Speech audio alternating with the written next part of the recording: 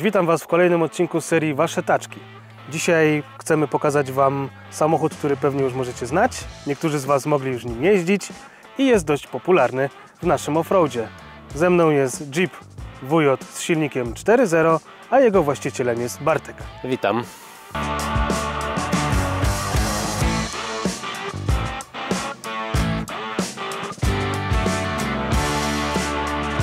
Na początek powiedz mi w ogóle, bo to jest właśnie ciekawe wśród użytkowników Jeepa przede wszystkim, potem Wojota. Dlaczego ten samochód i jak to się stało, że jesteś jego właścicielem? Wiesz co, historia jest dość długa. Kupiłem go 8 lat temu.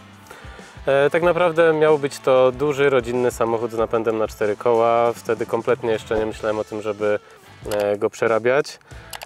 Jeździłem nim w ten sposób przez jakieś 2 lata. Niestety zaczął świrować mu czujnik położenia wału. Miałem z nim przygody, wymieniałem go chyba 3 razy w ciągu pół roku.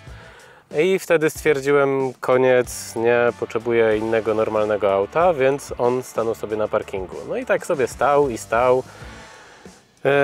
Nikt go nie chciał wtedy ode mnie kupić, więc stwierdziłem, że jak go nikt nie chce kupić, no to coś z nim trzeba zrobić. No i jak to zwykle na początku mały lift, MTeki wtedy wjechały 31, no i zacząłem nim jeździć. Okej, bo to jest generalnie, jeśli chodzi o WJ-y, wszyscy twierdzą, że najlepszy jest 4.7, bo jest piękna fałka amerykańska, super jeździ. Zdarzyło im się jeszcze mieć 2.7 w dieslu, Tak. 3.1, o którym niewiele Wszyscy osób chce kochają. mówić, tak. No i jest 4.0. Niektórzy twierdzą, że te 4.0 to jest ta sama pancerna jednostka, która była w XJ-ach i ZJ-ach wcześniej, ale tutaj to już chyba nie jest tak do końca. Z tego co mi wiadomo, dowiedziałem się o tym niedawno od pewnego mądrego człowieka, w przedliftowych ta 4.0 to jest jeszcze ta, która była w tych starszych Jeepach, poliftowa już jest niestety ta gorsza. Tak, no też słyszałem o tej teorii i powiedziałbym tak, ciekaw jestem Waszych opinii. Uważacie, że tam zaszły jakieś zmiany i faktycznie przedliftowa jest jeszcze ta bardziej pancerna, a poliftowa już jest ta mniej pancerna? Dajcie znać w komentarzach. Troszkę o samym Jeepie WJ. Jeep WJ jest to samochód, który został zaprezentowany w 1998 roku. Był produkowany do 2004 roku. I po drodze miał kilka istotnych zmian, ale facelifting przyjmuje się, że był w 2000 roku, chociaż niektóre źródła podają, że to był 2001, więc to zależy. Ten samochód to jest WJ 4.0, to jest rzędowy, 6-cylindrowy silnik, Tak jest. uznawany za bezpieczny, raczej bezawaryjny i taki, który długo pochodzi. Co ciekawe, w offroadzie jest on dość często wyszukiwany, ale to ze względu na to, że jest bardziej odporny na wysokie temperatury, których znowu V8 nie tolerują. Więc to jest taka zaleta, jeśli chodzi o ten silnik. Fabrycznie miał 190 koni, 195, niektóre źródła podają. Wszystko teraz zależy po 20 latach, ile tego wszystkiego zostało i ile zostało zabrane przez niektóre modyfikacje. Widziałeś? Maska sama się otwiera. To jest, widać, że to jest amerykańskie auto premium. Po pierwsze ma siłowniki maski, które teraz już nikt prawie nie ma. Mój samochód ma, co ciekawe. I tak się ładnie otwiera, jest dość lekka. Kiedyś nawet się świeciło światełko. Tak, to jest ciekawostka. W WJ-cie tutaj jest normalnie światełko. I działało. Widzę, że w ogóle masz światełko. Ja na przykład w swoim miałem tylko przewód. Światełka nie było, ktoś zajumał, więc porozmawiajmy sobie o sercu tego samochodu. I teraz już troszeczkę powiedziałem o tym, dlaczego niektórzy wybierają ten silnik, jeśli chodzi o offroad. Dokładnie podobny argument można mieć i w drugą stronę, Tak bo jest wiele argumentów, dla których się wybiera V8 ogólnie. Ale tutaj mamy zamontowane 4.0. Jak już powiedziałem, to jest 6 cylindrów rzędowe. I teraz przede wszystkim są opinie, że ten silnik jest mułowaty i trochę mu brakuje mocy. Co o tym myślisz? No ciężko się z tym nie zgodzić, aczkolwiek w jeździe w terenie jakoś tego braku mocy nie odczuwam za bardzo. Okej, na dłuższych podjazdach stromych albo na piasku tak, wtedy no, przydałoby się parę koni więcej, ale w większości czasu nie miałem problemu, żeby mi mocy brakowało, no zwłaszcza, że przy zapięciu reduktora, no to wiadomo, mamy tej mocy znacznie więcej. Pewnie, te 30-40 koni więcej przyjąłbym z radością. Aczkolwiek jak ma to być okupione awaryjnością niektórych innych silników, to wolę zostać przy tym. Moje marzenie, które mam nadzieję, że kiedyś zrealizuję, to jest stroker tego silnika do 5 litrów. Z zalet tego silnika to, tak jak już wspomnieliśmy, powiedzmy, że relatywnie większa odporność na wysokie temperatury w stosunku do to rzeczywiście mi się zdarzyło, bo miałem w terenie taką przygodę, że chłodnica padła, wentylator świrował i dobijało do 120 stopni. Nic się nie stało. Ochłodził się, pojechał dalej, żadnych problemów nie było. Okej, no zakładamy, że spalanie jest takie, że ile wlejesz, tyle spali, a mniej więcej, Tak. jakbyś miał powiedzieć? Wiesz co, tak. Jeżeli jedziemy po drodze, jedziemy takimi prędkościami, powiedzmy, przelotowymi dla tego samochodu, no to jesteśmy w stanie zejść do jakichś 17 litrów.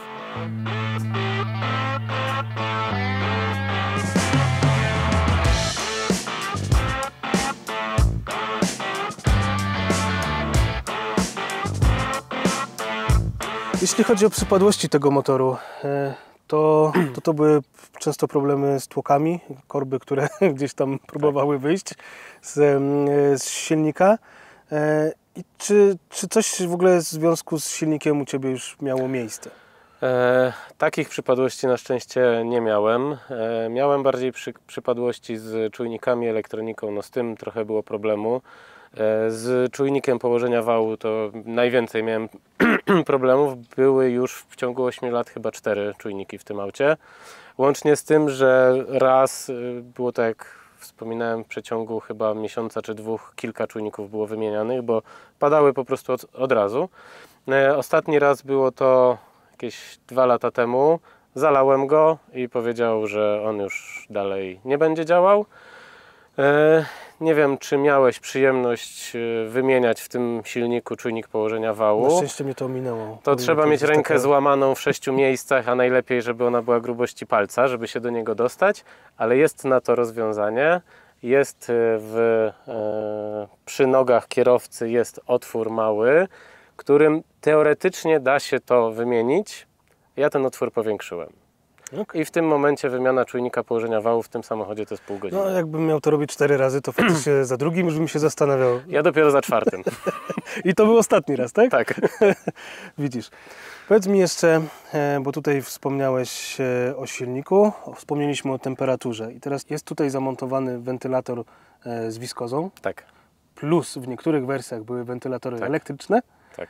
I oczywiście do tego tam jeszcze klima. Co występuje u Ciebie? Bo to było Wszystko to, tak? Tak, aczkolwiek wentylator elektryczny został przerobiony, ponieważ oryginalny przekaźnik od niego znajduje się tu, który bardzo lubi. Tak, więc stwierdziłem, że mam go w nosie i po prostu dorobiłem sobie dodatkową instalację i przyciskiem go włączam. Jedyny minus jest taki, no, że trzeba zerkać na to, co się dzieje i nie zapomnieć go włączyć. Jeżeli tylko odpalam ten wentylator, to nawet jak jest słonecznie, nawet jak to jest jazda w terenie, nawet jak to jest grzęźnięcie w jakiejś dziurze bez dodatkowego nadmuchu spowodowanego prędkością, to temperatura nie podskakuje wyżej niż te tam 90 parę do 100 stopni, bo to też jest tak, że jego praca to też nie jest te 90, tylko u niego to jest chyba 97, to jest ta temperatura, którą on ma zadaną. Teraz jeszcze wisko.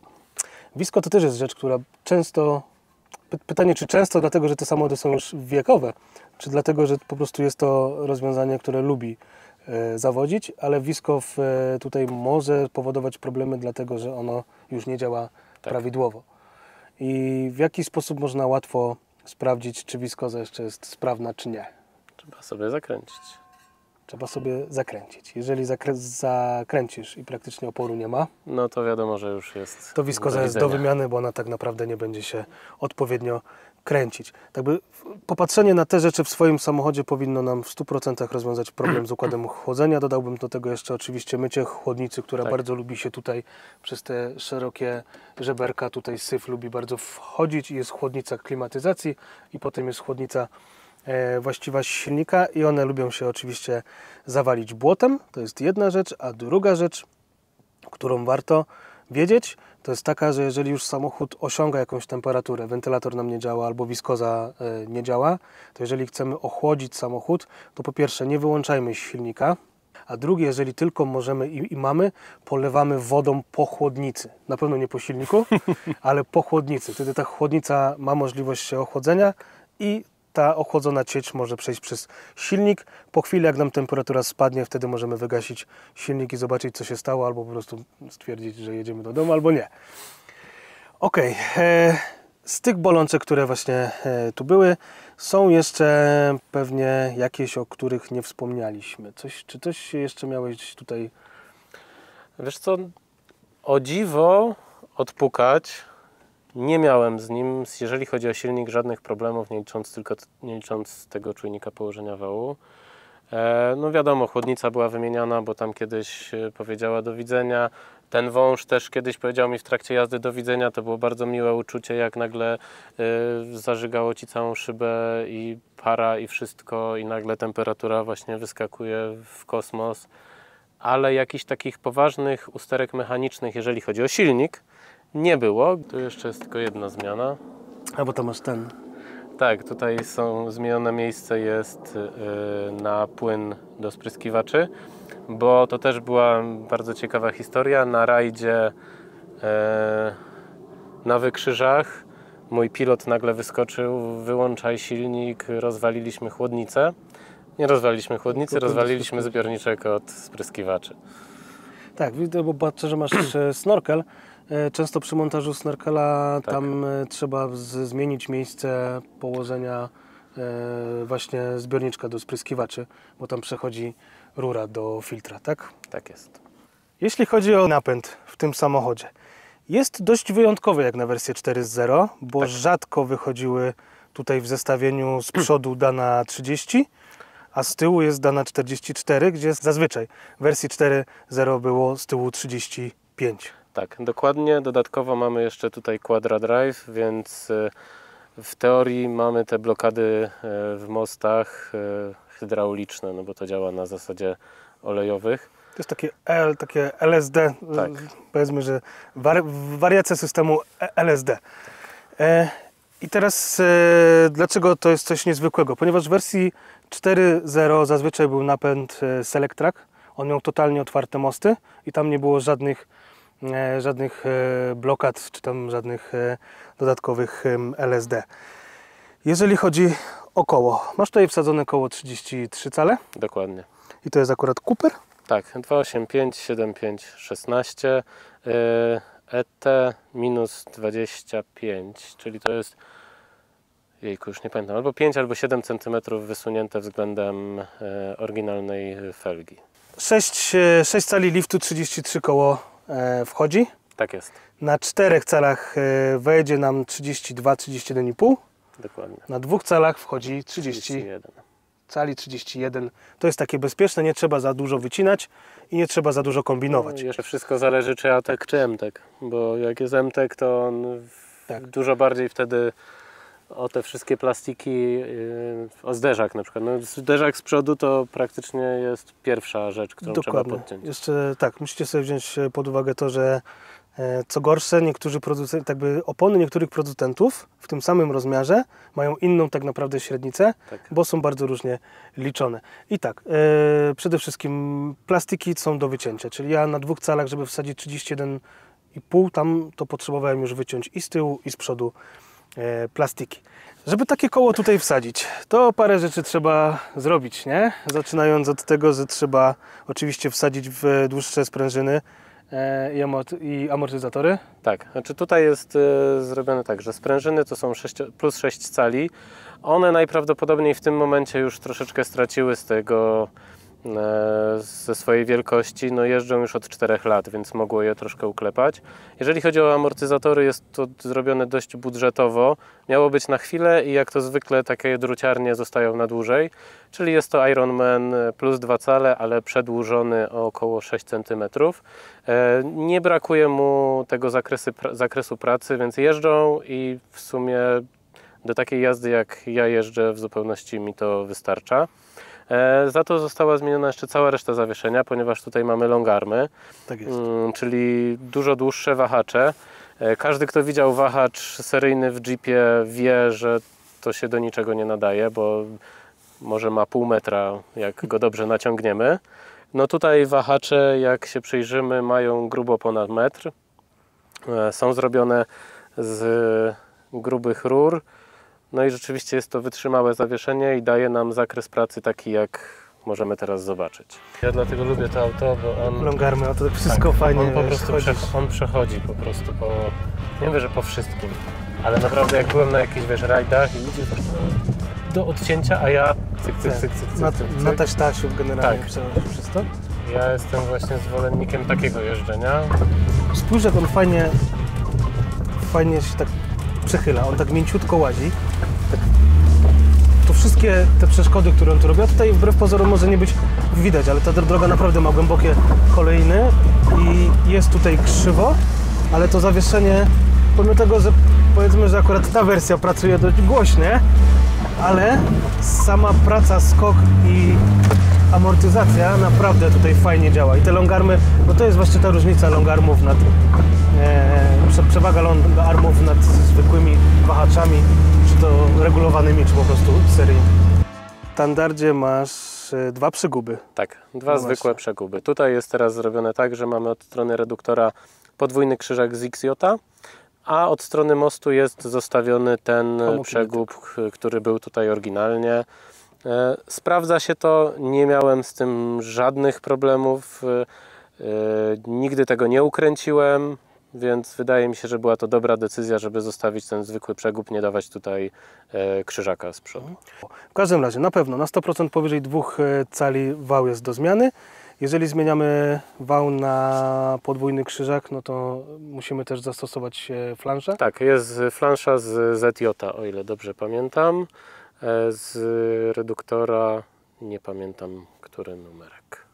Ich tam było bardzo Tak. dużo, tak by zachęcam do instrukcji obsługi. Jako ciekawostka, tylny wał jest seryjny bez zmian. Powoli przechodząc od samego zawieszenia i napędu, przechodzimy do skrzyni biegów. I to jest chyba jeden z gorszych elementów, jeśli chodzi o silnik 4.0, ponieważ po pierwsze ta skrzynia jest średniej, jakby to powiedzieć, ma średnią dynamikę, żeby nie powiedzieć brakuje dynamiki, zmienia biegi gorzej niż emeryt i generalnie trwałością też za dużo nie ma do popisania. Jakie są Twoje przygody ze skrzynią? Ja się śmieję, że ta skrzynia biegów to wysyła list, żeby między biegami, żeby się zmieniały. Rzeczywiście no, szału tutaj nie ma, a jej trwałość, no tutaj niestety, ale miałem przygody ze skrzynią biegów. Jak kupiłem samochód, skrzynia biegów trochę przeciągała, ale dało się jeździć. Niestety namówiono mnie na to, żebym wlał do niej jakiś magiczny specyfik, który sprawił, że przestała w ogóle jeździć. No, to właśnie jest, też potwierdza tezę, że jak coś jest, że tak powiem, słabej jakości, już jest prawie do gorewa i dołożysz mu coś do poprawy, to zabije ją jeszcze szybciej. Dokładnie. Więc skrzynia przeszła remont kompletny, kosztowało to wtedy bardzo dużo pieniędzy. Dostałem gwarancję na tą skrzynię na 6 miesięcy. Po 8 miesiącach zaczęła się przegrzewać. Ponieważ już nie chciałem wtedy przechodzić przez to wszystko jeszcze raz, więc tamtą skrzynię zdjąłem i została założona wtedy skrzynia używana z oryginalnym konwerterem z Anglika i było to 6 lat temu i od tego czasu jeździ. Odpukać, miejmy nadzieję, że się to nie zmieni. Jeśli chodzi o chłodzenie skrzyni biegów, to częstą też modyfikacją jest dołożenie chłodniczki oleju skrzyni biegów. Także to tego nie mam. Nie masz, ale to właśnie jest bardzo często, poprawia to możliwości takiej jazdy w terenie ostrzejszej. Tak, raz mi się zdarzyło, że oprócz tego przypadku, kiedy się przegrzewała po remoncie, to raz mi się zdarzyło rzeczywiście, że ta skrzynia też tam wyskakuje na desce rozdzielczej, jest informacja, że jest za gorąco, ale to było w lecie na rajdzie po piasku, więc no naprawdę dostawała porządnie i miała prawo się przegrzać, ale to było jedyny raz. Wystarczyło się zatrzymać, poczekać, aż to wszystko się ochłodzi i więcej się nie powtórzyło. Ok, przechodząc do reduktora i tutaj na chwilkę trzeba się zatrzymać. Jest tyle oznaczeń reduktorów, tyle różnych reduktorów, które były możliwe w tym samochodzie. Tak. Nie mówię tylko o 4.0, co w ogóle w Wujocie. Do tego dochodzą jeszcze reduktory, które można tu zamontować z innych Jeepów, że do listy odsyłam tutaj. A porozmawiamy tak naprawdę o dwóch chyba najważniejszych, najczęściej spotykanych. To jest reduktor 247, który współpracuje z Quadra Drive'em. Tak jest. I taki jest tutaj zamontowany. Dokładnie, tak. On ma swoje zalety. Jeśli miałbym brać pod uwagę nowy samochód, który wyszedł z salonu, kupujesz go do jazdy, to była naprawdę technologicznie fajnie rozwiązany napęd, dlatego że dostawałeś stały napęd na 4 koła, który mogłeś używać na asfalcie cały czas bez problemów. Jeżeli potrzebowałeś, to robiłeś sobie redukcję na niskie biegi i tak naprawdę tyle w tym samochodzie trzeba było. Dokładnie. Plus te oczywiście Quad Drive, czyli blokady cierne tego mostu, przód i tył. Ale on ma swoją wadę, tylko ta wada też może wynikać z wieku i eksploatacji. Po prostu jak te samochody mają 20 lat, to tam się eksploatuje łańcuch, który w reduktorze 247 nie jest największy ani najgrubszy i to skutkuje tym, że on zaczyna przeskakiwać. I wszyscy, którzy długo jeździli Wujotem i używali go w terenie, dźwięk znają. Tak, to jest taki dźwięk, jakbyście jechali gdzieś przez jakieś działania wojenne i usłyszeli strzelanie z kałasznikowa, ale jesteście w Polsce, spokojnie, to jest reduktor w Wujocie. I to jest taki dźwięk. Tam generalnie problem jest taki, że ciężko jest kupić używkę, która będzie sprawna, bo one wszystkie już są w przebiegach, ale tutaj wymiana łańcucha też nie do końca wystarcza sama, bo jeszcze są zęby. Tam generalnie do środka trzeba zajrzeć, to potrafi być koszt kilku tysięcy złotych. Tak, ale z drugiej strony da się to zrobić nie zdejmując reduktora z samochodu, co ja na przykład właśnie robiłem. I przy tym lifcie i przy zdemontowanym tylnym wale byłem w stanie siedzieć wyprostowany pod samochodem.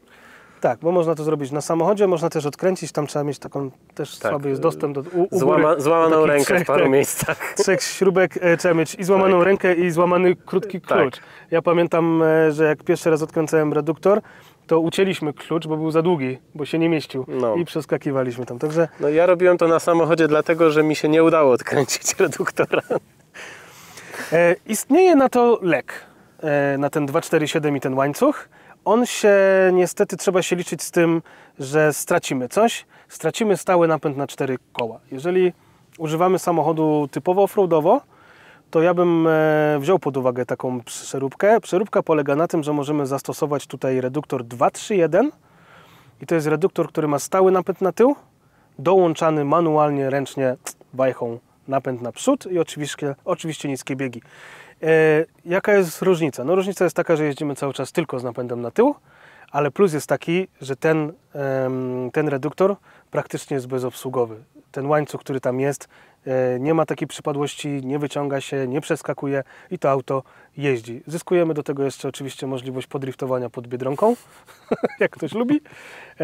No a w zimie możemy dostawać czasem pewne niespodzianki w trakcie jazdy, ale to wszystko zależy, do czego ten samochód jest. To w każdym razie na 100% rozwiązuje problem, jeśli chodzi o przeskakujący reduktor w 247.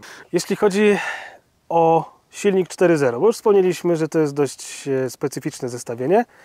Standardowo występuje reduktor, najczęściej możecie mieć reduktor 242. Macie bardzo dużo trybów pracy, bo praktycznie on jest podobny do tego. Ma chyba jeszcze gorszą opinię. Ale możecie sobie powybierać tryby jazdy tak jak chcecie. Macie 2H, 4H part-time, 4H full-time, niskie biegi, także tych przełączników i N, bo to jest fajne w Jeepie, że jest jeszcze N. I dzięki temu możecie sobie powybierać to, co chcecie, no ale jakościowo to on jest jeszcze chyba słabszy niż 247. Co ciekawe, jak już jesteśmy przy reduktorze przy N, wszyscy mówią, że nie wolno holować automatu. W Wujocie da się. Da się, wystarczy ustawić skrzynię na P Tak, i reduktor na N. dokładnie. I można normalnie tym samochodem jechać. Skrzynia się nie kręci, a reduktor puszcza wszystko. Dokładnie i tak, mogą się koła kręcić. I teraz ciekawostka. Te samochody występowały również z napędem tylko na tył. I warto sobie sprawdzić, bo te samochody będą dużo tańsze, Tak jest. więc warto sprawdzić sobie przed zakupem, czy to nie jest tylko napęd na tył. Ale druga ciekawostka, można te samochody przerobić na napęd na 4 koła i to też nie jest problem. Jaki jest plus takiego rozwiązania? Macie prawie pewność, że to auto przed Wami nie było tyrane w terenie. I chyba to jest jedyny plus.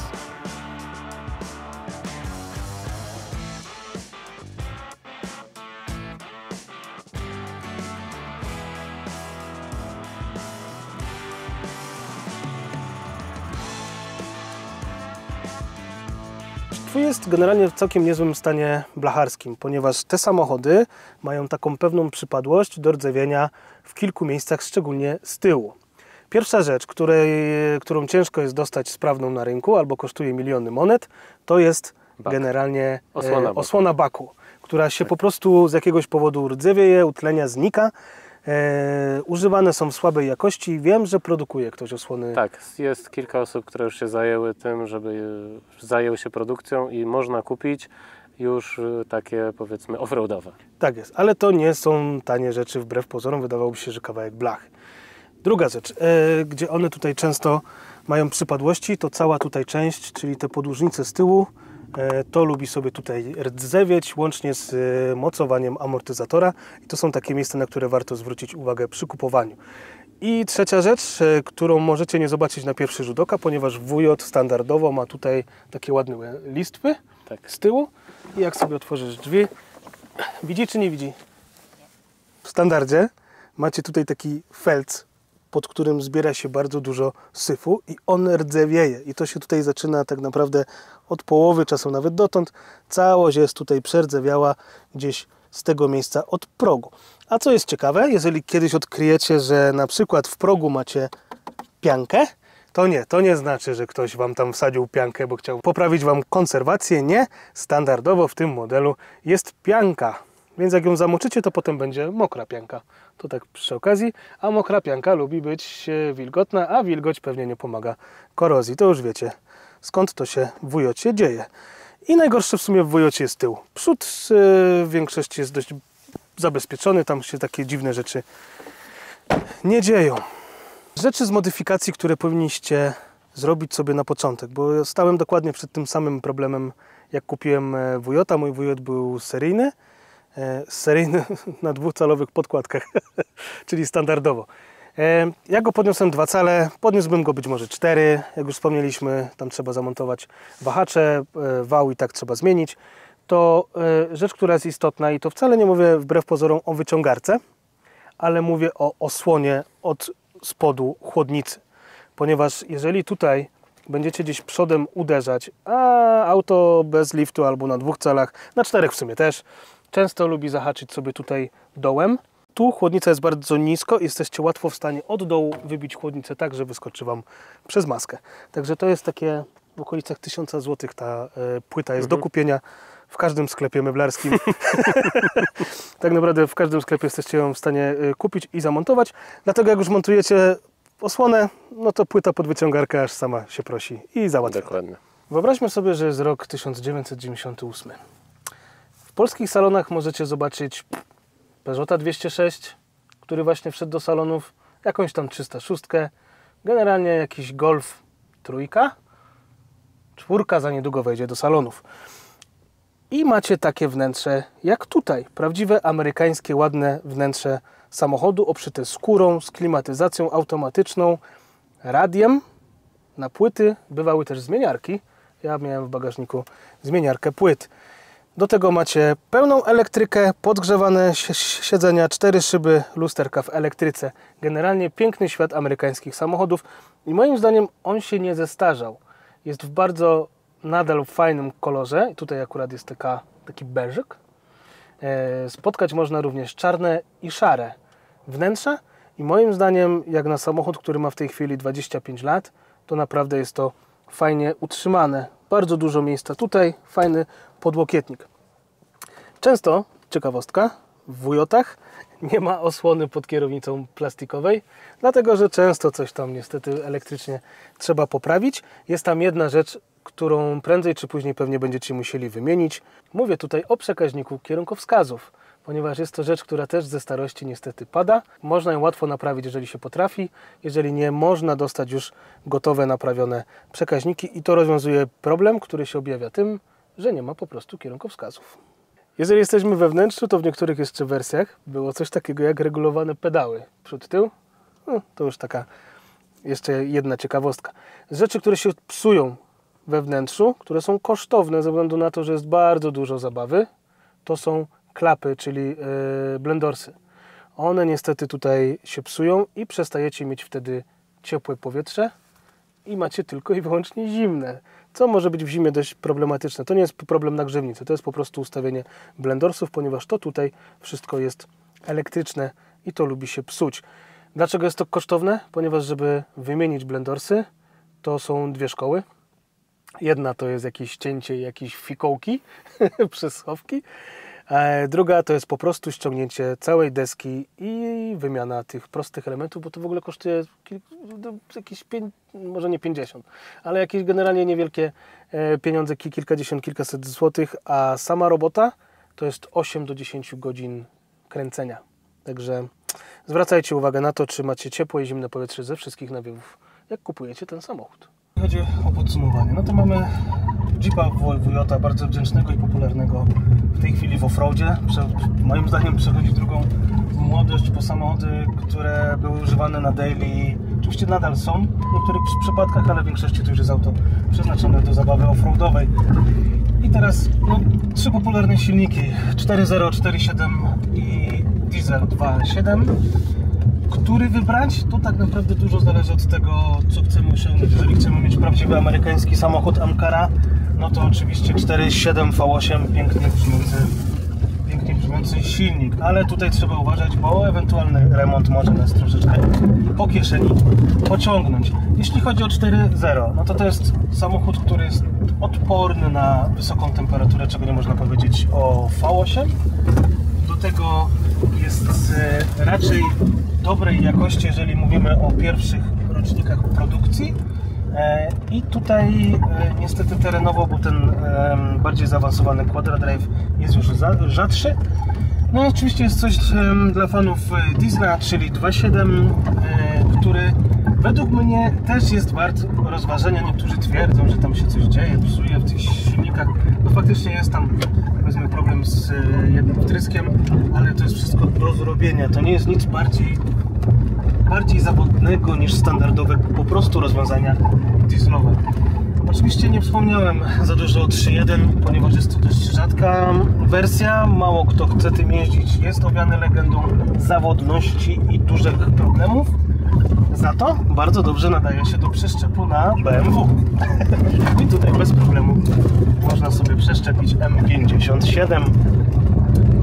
Czyli kupiłbym, bo miałem. Dlatego uważam, że fajny samochód offroadowy. Do zabawy, wdzięczny. Oczywiście trzeba pamiętać, że to jest amerykański samochód. Jeżeli chcemy tym jeździć bezpiecznie po asfalcie i szybko, no to liftowanie go to nie jest dobry pomysł, bo on oczywiście wtedy od razu traci na swoich właściwościach jezdnych. Da się nim jeździć na daily. Tutaj jak widać Bartek odwozi tym dzieci do przedszkola, więc można. Trzeba tylko faktycznie pamiętać, że jest to Amerykaniec i to, co ja sobie zawsze żartuję, generalnie pierwszym ruchem kierownicy ustawiasz kierunek, a potem próbujesz to kontrolować i utrzymywać na pasie, no bo tak to się zachowuje amerykański samochód. A Ty poleciłbyś? Tak, poleciłbym. Według mnie dużą zaletą tego samochodu jest jego wszechstronność, bo mamy naprawdę całkiem dobre auto terenowe z wyposażeniem takim jak w tamtych czasach, umówmy się, miały auta luksusowe. Nawet dzisiaj to wyposażenie jest w pełni wystarczające do tego, żeby się tym autem cieszyć i jeździć nim wygodnie. Tak, i tutaj pragnę zauważyć, że dużym problemem tych samochodów to tak naprawdę są mechanicy. I jeżeli macie taki samochód i chcecie o niego dbać, raczej nie oddawajcie go do mechaników, którzy się zajmują samochodami osobowymi, bo nie będą wiedzieć wielu rzeczy związanych tutaj z napędami. Są tu pewne rozwiązania specyficzne tylko dla Jeepów i generalnie dla Wujotów, więc zalecam wyszukiwanie sobie dobrego mechanika takiego, który będzie znał te samochody, bo cena, którą zapłacicie potem w kolejnych naprawach i usterkach, no to będzie nieadekwatna. No i też forum na Facebooku jest bardzo pomocne, jest tam bardzo dużo informacji, jest też 2 dobre strony, jeśli chodzi o Jeepach, w tym o Wujocie, które polecam.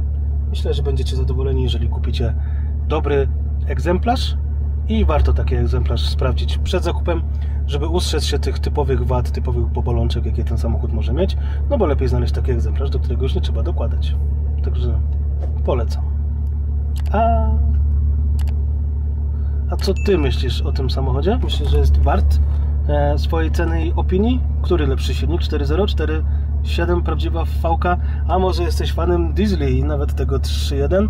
Podziel się z nami swoją opinią w komentarzach i możesz też zaproponować następny samochód, który chciałbyś u nas zobaczyć.